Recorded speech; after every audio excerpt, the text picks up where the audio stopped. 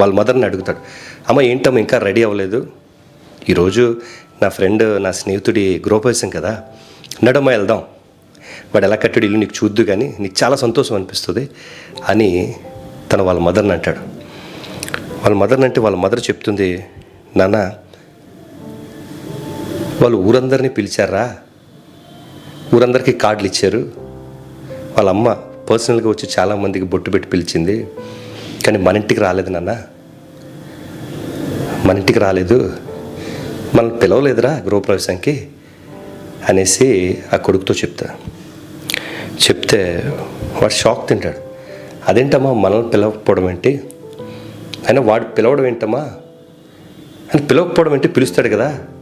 వాడి ఇల్లు కట్టడానికి కూడా నేను 5 లక్షల వరకు నేను సాయం చేశాను వాడికి, సో మనల్ని ఎందుకు పిలవడం వాడు అనేసి వీడు కొంచెం అదోలా బాధపడు